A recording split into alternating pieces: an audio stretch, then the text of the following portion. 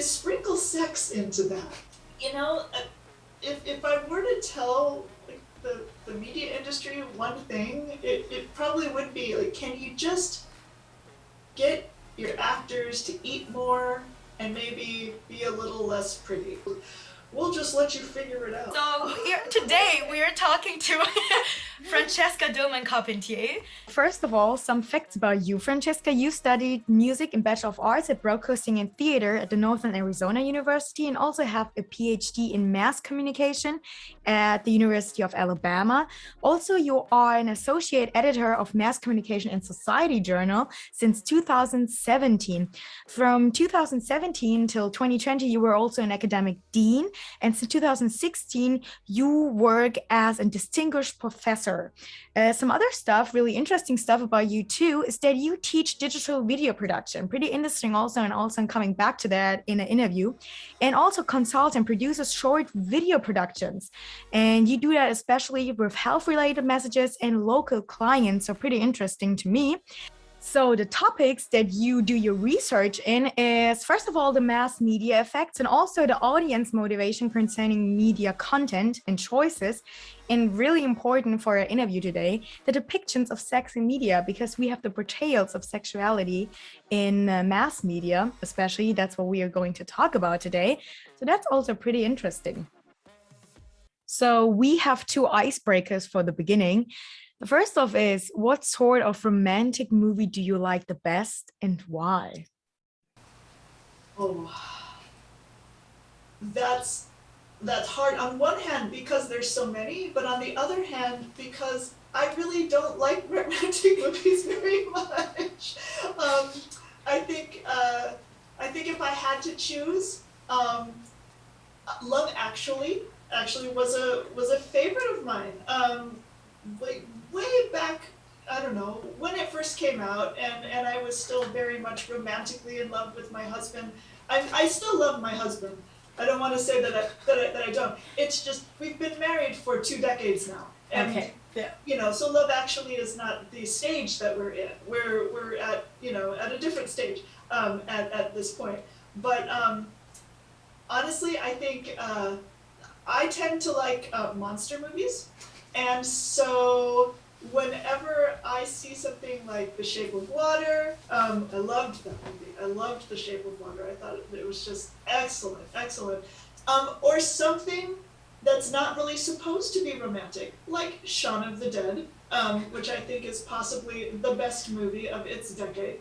I like that. I like when romance is intertwined in other things and other experiences that we have, because I feel like that's a lot more like real life, where you Right. have to deal with these emotions and deal with these physical feelings while you're also maybe figuratively, you know, fighting your zombies off. And I think that's just more true, you know, to what we experience. That's such a nice metaphor. You have to also fight your monsters in real life, so that's a real depiction.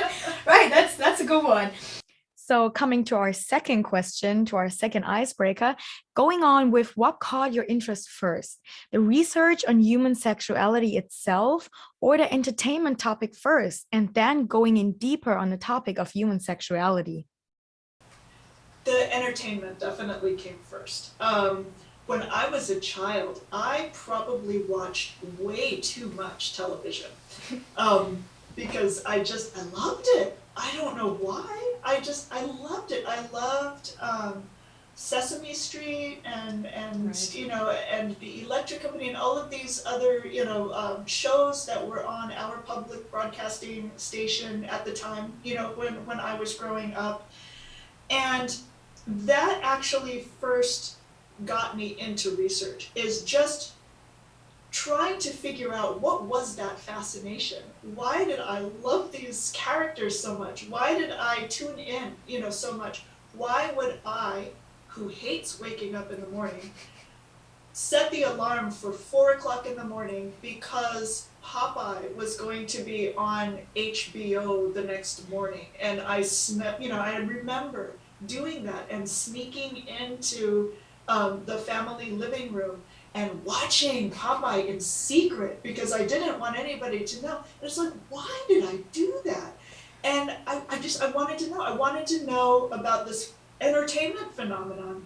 And the sex part kind of came in actually through a conversation, as many conversations, good academic conversations happen. They happen with a good friend and colleague over some drinks, and we were talking about music and the power of music. And I was a music major in college, and music, especially entertaining music, right? So popular music, it's got the entertainment aspect that seems to draw so many of us in, but it also, I really believe there's something particularly potent about a good song with a good beat that just makes your body move. It does things to you physically. Yeah. And we know more now, about the science of that. It really does, create tingles, and it really does, change our heart rate. But at the time, a lot of that research was really kind of just beginning. And well, you sprinkle sex into that, and and you come up with a really great idea for a study to basically question how far can some of these sexual pop songs go in changing the way we think, right, in ways that we wouldn't necessarily want them to. And so that's actually where I kind of got started, along that route. Crazy. So over the music part again. So back to the roots and then coming to the human sexuality in entertainment. That's great. So that is a good point that you said, why did I do all of this as a child? So, and then with that, I'm coming to the motives. Because if releasing sexual tension isn't always the goal of sexual or romantic entertainment, what else actually makes us watch them? Well, so sometimes it's trying to learn.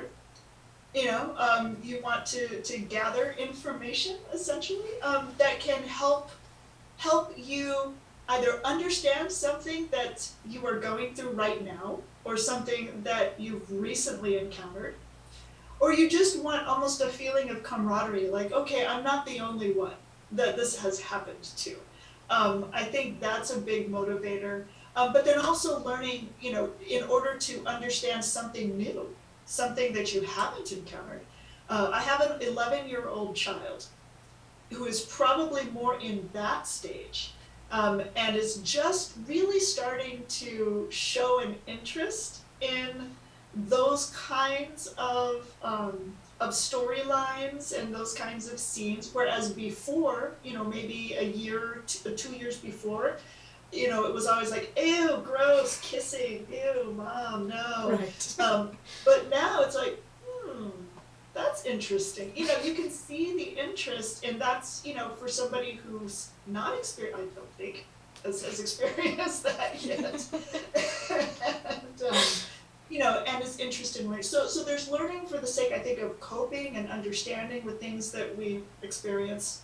And then there's learning for the sake of wanting to enter that world, or knowing that it's coming, and you're trying to inform yourself, to be prepared. There's also a big social component, to all of this, right? If it's something popular, like 50 Shades of Grey, right, was a huge phenomenon. Certainly, there were people who wanted to see that for the excitement, for the sexual excitement, because they were thinking they would see it with their partner, or maybe see it by themselves, and they would satisfy their needs, in that particular way. There were others, though, that went to see it with friends, because it was, it was acceptable. It was in theaters, right? But it was still a taboo subject, right? And that can That's just right. be exciting generally, right? It's that curiosity, and it's dipping your toe into something naughty. But it's not so bad. You can still come away clean, afterward. It's you're being rebellious, you're being defiant, but in a very safe way. This is very different than if you went out to try to do something yourself, where there's no guarantee of safety. Here you go to the theater, you leave, or and you're perfectly fine. So it's a safe dip into something that has usually been taboo and not, and that can itself be very exhilarating. And if you're sharing it with friends, you're all doing it together. And I also know some people who went to see that movie because they knew that other people would be talking about it. And they wanted to be a part of that conversation. Right. And so that promise of social interaction, or the fear of not being able to participate in a future social interaction about that, can also be a big driver of seeing something that maybe you didn't need to because you didn't have that specific sexual attention.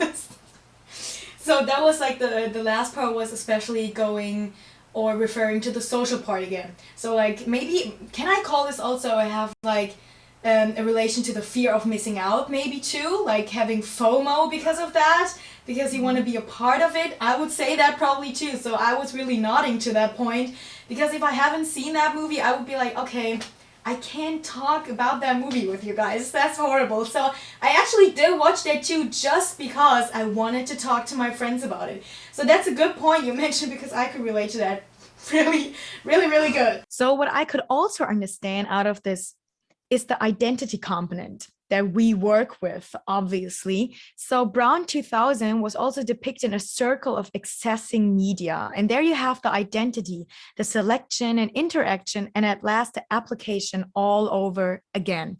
So that reminded me of what you said right before. And you either build up a resistance or incorporate with media like that even more in the future.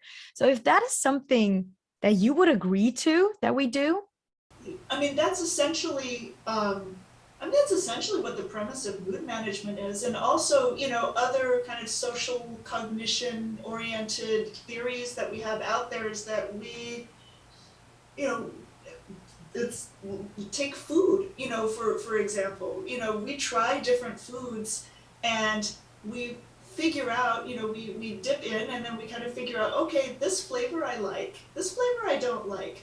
So the next time, you've learned, right? And it's changed you, right? You make a different selection the next time you go to that restaurant because you remember that you didn't like that. Right. Or if you take it to the extreme, another example of my ridiculous childhood, I went to a birthday party and I ate way too much carrot cake. Like I almost ate the whole thing. And I was a very small kid, tiny child. So I had what we might call a reversal of fortune. I lost most of the carrot cake that I had ingested, and I learned at that point, my child brain, went, oh, carrot cake is poisonous. I can't eat carrot cake anymore. And so I avoided it, for a long time until I now eat carrot cake again, and but in moderation, right? Yeah. Always in moderation. But we try things out, we learn from them. We might have different motivations for trying something out, but we have a very good sense of what works for us and what doesn't. And if something doesn't work for us, that informs our next decisions. And we practice making the decisions that suit us, that right. help us achieve whatever it is we want, whatever works for us. And then we also then alternately, we're practicing ignoring those or rejecting those other things that we know have not worked for us in the past. So I don't see why sexual media would work any differently, right. from them. I think it's a part of it. So yeah, we choose it and it does change us. And then we keep going and it changes us some more. And then we just keep going and keep going. So we find like our specific interests in that broad variety of sexual entertainment. So is it possible that we also consume depictions of romantic sexual relations just because we feel less lonely while watching them? I think so. I mean, we've definitely heard and read, research that suggests that people will generally turn to media, to television, uh, novellas, those kinds of things, because we like to keep revisiting the characters, and we develop a parasocial relationship with those characters. We kind of pretend that we know them. We get to be in their world, and by virtue, they're essentially in ours. And for that time, it probably does feel like we're with somebody, that we're not alone. Now, what happens when the program ends? I feel like there's less research, about whether it makes us feel, if that feeling of the reduced loneliness remains, after, the program is over, or if it actually winds up making us feel even more alone ultimately. I don't know. That I don't know. I think it would be interesting to find out. But during consumption, and certainly a motivation for consumption, can be to reduce loneliness. But that's nice. That's good to know. So for that moment, it may help actually to watch romantic movies. So regarding the parasocial interactions and the feeling of not being lonely, also very interesting in that case, the meta emotions, the morality, and the natural drive. What is the outcome for the human and what does it do to oneself? Yeah, wonderful questions. And such deep questions too. I think there's honestly, and it's going to be a spectrum, right? For some people, it's less, all the way up to other people where it's great. I think there is a certain level of inner conflict that happens every time we are consuming something. And I think the context in which we're consuming it matters, because some of these, the beliefs, the values, morals, ethics, that people hold, those themselves can, and this might not make me very popular here, but I think some of those at least can sometimes also be context-based, right? If we think of like business ethics, that's definitely context-based. But I think, if a person is with a group, the morals that come to their mind and that guide their behaviors actually might be a little different than if they're completely alone. Or if they're completely alone, but they know that whatever's on their computer can be traced, versus if they're completely alone and there is no trace. So there are those situational factors that I think complicate the already complicated, soup that we have, in our head with all of that. Right. And again, for some people, their moral compass doesn't necessarily include media that would be used for just them, and their own, tension release. And for others, it's very present and very active. And there's never going to be a context, that they're not thinking about that. And then there's everybody in between, right? And so I think, to the extent that the context reduces our level of thinking of the potential barriers to using the sexual media, and to the extent that our value systems are such that they allow for that use versus just never allowing for that use and everything in between, that kind of dictates the level of conflict that we're going to have and the negotiation that we have in terms of, recognizing the emotions and then deciding essentially, is this emotion a good emotion? Is it a bad emotion? Which emotions am I going to pay attention to? And then ultimately, what am I going to choose to do? Keeping in mind that all of this is happening in like a split second, right? Because usually, a person isn't going, what am I going to watch?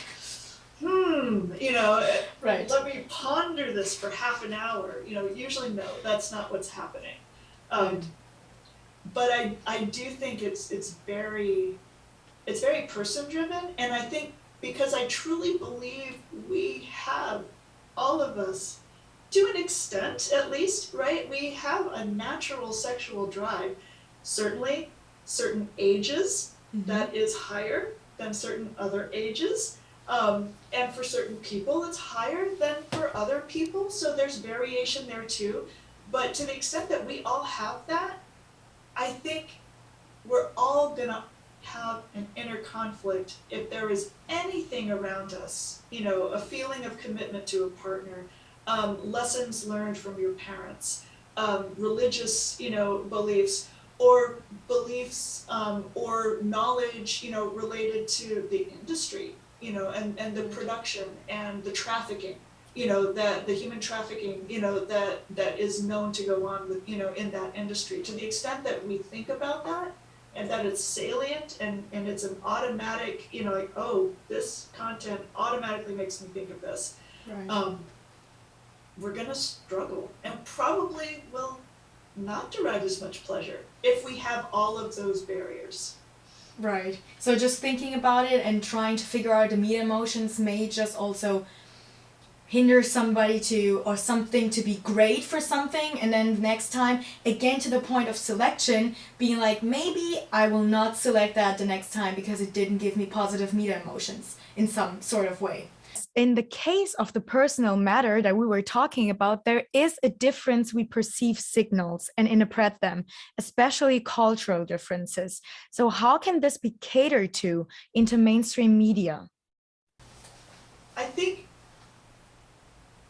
the answer to that is very similar to the answer related to humor, because what is considered funny can be different based on who you talk to, and different culturally.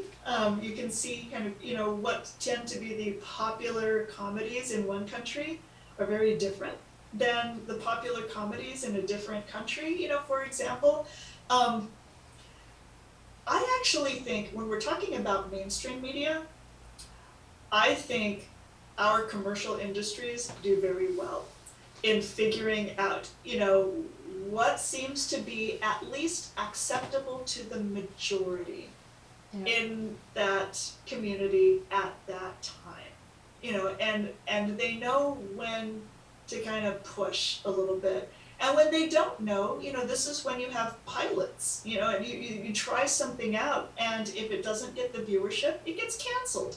So, so the media producers learn too.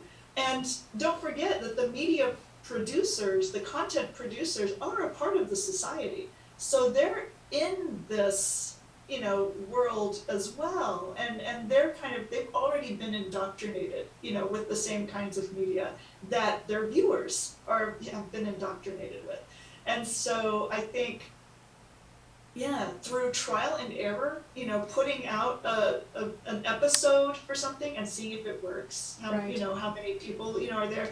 Also, focus groups and other kinds of marketing research that tends to be done before a product is released. I think all of that contributes to a really savvy commercial media industry that has made billions of dollars, because they know how to do that well. And you'll see it too. You'll see,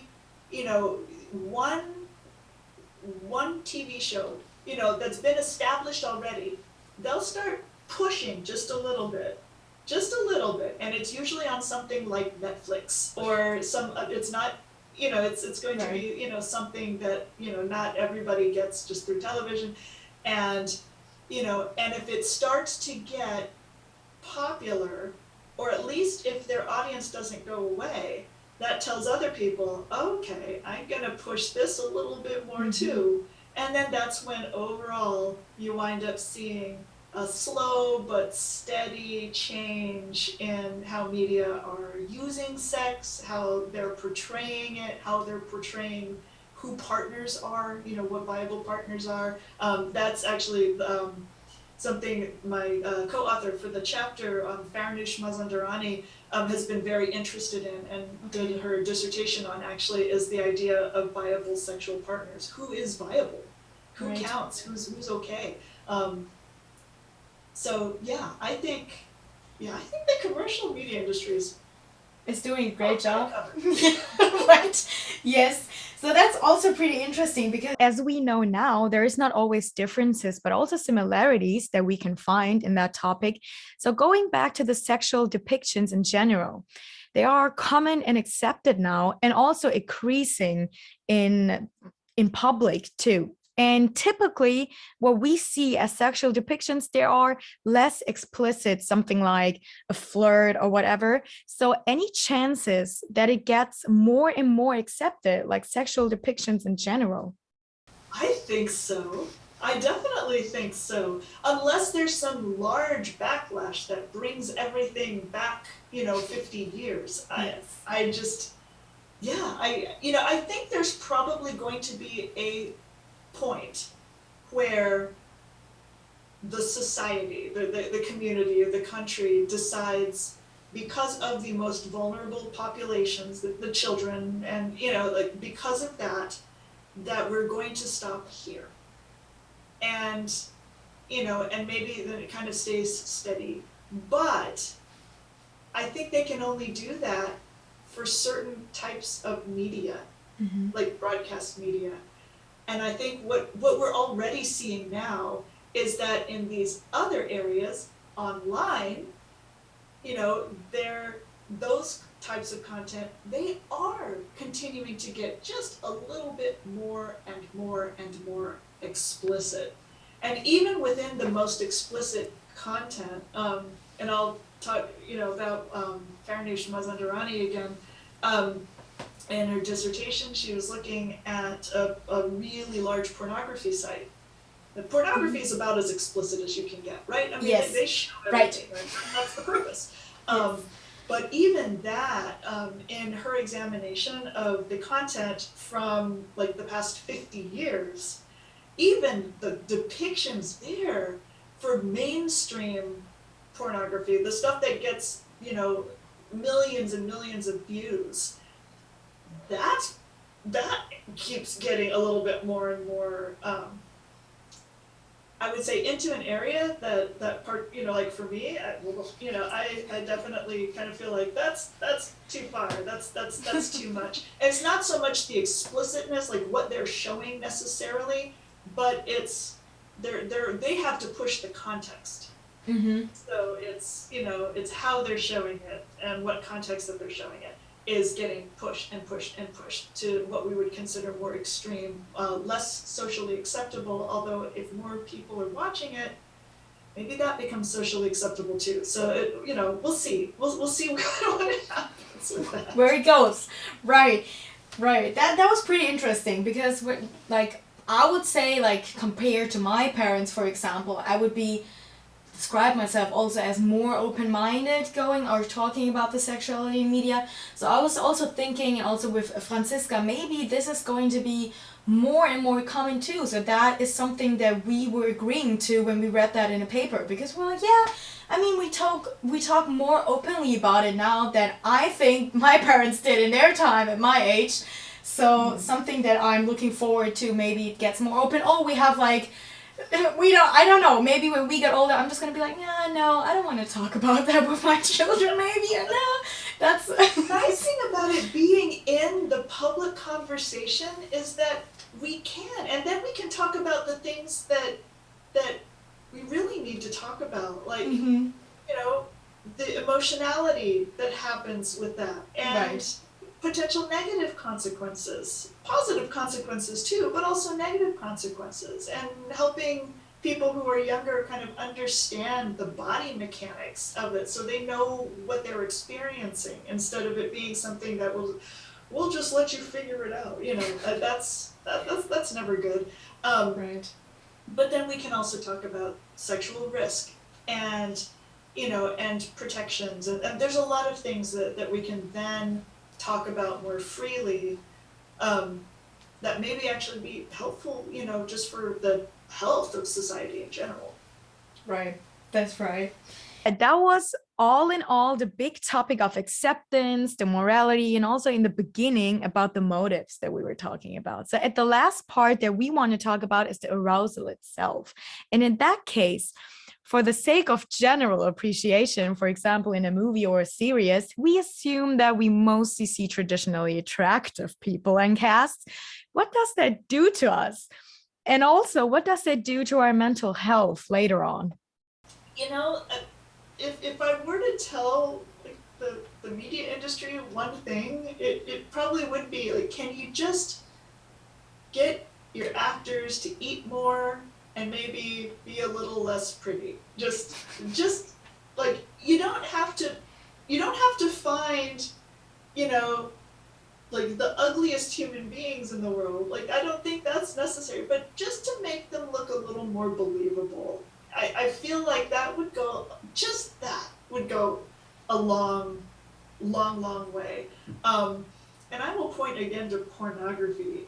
That content is historically very successful in helping people release sexual tension. And not everybody in those videos are necessarily what you would consider, you know, the absolutely most physically attractive human beings on the planet. They're not. So that tells me that we don't need to aim so extreme with creating and then perpetuating a beauty ideal that just really doesn't exist, you know, for most people, you know, in most communities. We can be more realistic, you know, about a decent looking human, you know, just right. That. Also good. We're everywhere. We're all over the place. That's right. Fine. You know, I honestly feel like we probably need to focus a lot less on physical attractiveness, because it seems like maybe it's not as big of a deal. It's more about seeing the physical connections and seeing, for romantic movies, seeing an emotional connection happen. And, you know, fortunately or unfortunately, I'm not sure, you know, seeing a body part that's usually covered up, you know, it doesn't really matter what that part looks like necessarily. Sometimes it's just, if it's present, that's kind of like, that's all you need.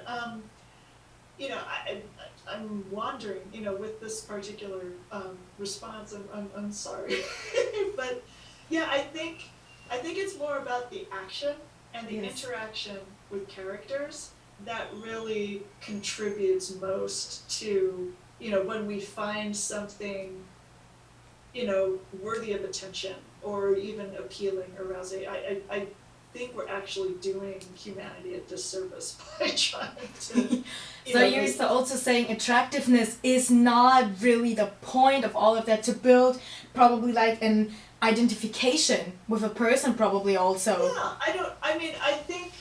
I'm sure I know it's a part of it, but it's not the one single necessary, most important ingredient. And I think within attractiveness levels, there's variation there that we can right. play with. It doesn't have to be, you know, on a scale, I guess this is terrible, but like on a scale, you know, from absolutely the loveliest human being you've ever seen to the, I guess, whatever the opposite of that would be. You know, we don't always have to keep aiming up here.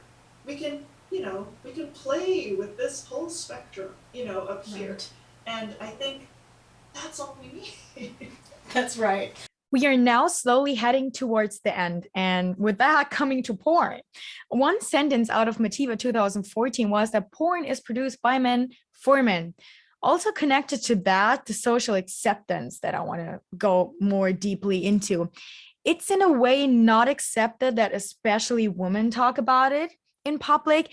Is that right? And also, could we even change that in the way of things that we perceive and see those things, and maybe put in results of researches that we know now, for example, for more femme porn in the future? So all the knowledge that we got out of researches, how can we put them now in real life and probably do better? Yeah. So there are women directors of pornography, and there are women in the pornography industry who aren't directors, but who are very influential in the content that gets produced or that they themselves, are in. So I do want to give an acknowledgement, to that. I don't think it's incorrect to say that much of pornography is created primarily by, men who are making the content decisions and making the videography decisions, and that they are primarily thinking of men as their target audience. So I don't think that's incorrect. I think a complete sweeping, like everything, right? It's not, there's always exceptions and there's always variation, right? So to say that it's, made by men for men, I think is an oversimplification, but I don't think that the sentiment is necessarily wrong. I think there's a lot, dealing with that. I do think, though, I think there's evidence too, just in what the pornography industry, is doing, that they are acknowledging the women who are, members of the audience, that they can potentially be an untapped market, essentially, because it's an industry, right? And so it's interested in building an audience, getting money, that sort of thing. So I think there's a growing recognition of women as an important and underutilized, not underutilized, undertapped, that's probably the wrong word. The target audience that could be, cultivated more from the industry's perspective. And in part, they're, hiring more, I think, women directors to try to do that. But then there's also there's a wide variety of pornography generally. I mean, just the different themes and the extent to which there are plots. Well, right. It's there, yeah, it is there though, and Yes. so there's kind of like something that appeals to anybody. So so there's that. I struggle a little bit, honestly, with a blanket view of pornography that would suggest that women don't share the same kind of gaze as men. I think certainly I think our society tries to beat any and all of that kind of thing out of us from a very young age, and I do think that there should be a much wider acknowledgement of the trafficking that does go on in that industry. But I mean, the women who use pornography, they are using it because it works for them, and they enjoy it, and it's a lot more than you might think that actually do. There's some research, within the neuroscience area out there, that's, kind of tried to link with usage of sexual media, to, where they're basically saying that actually women are, not highly likely, but when, there are women who will use pornography to release their tension, and they actually will prefer to do that compared to actually, having sex with their partner. I mean, they'll have sex with their partner too, but sometimes it's just easier and faster to take care of yourself. Right. That's great. We are now coming to the last question, and it's actually a really fun question. We were talking about movies and also lastly porn before, but I want to go more deeply into the romantic movies with you and want to ask you, if you would have the choice to create a romantic movie, who would be in the cast, who would be the whole cast probably, and what would be the plot of the whole story in your romantic movie? Simon Pegg and Nick Frost would be the main characters of my story. My story would be written by Edgar Wright. And so like Shaun of the Dead. Yes, absolutely. Right. And at some point they meet love interests, and it's cross love interest, and then it turns out their love interests are people from another planet who are here to dominate the world, and then chaos ensues. That would be my ideal romantic comedy. So yeah, that's basically it. That was really specific and really good too. Now we have the plot, now we have the cast, and I like that. That's a good answer, and it's really reminding me of the beginning because we were basically doing a Shaun of the Dead volume 2. So thank you. That was it. That was great talking to you, Francesca. That was a great interview. Thank you from all of us right here. We got through all the questions and got perfect answers from you. That was really awesome. Thank you, Francesca. Bye.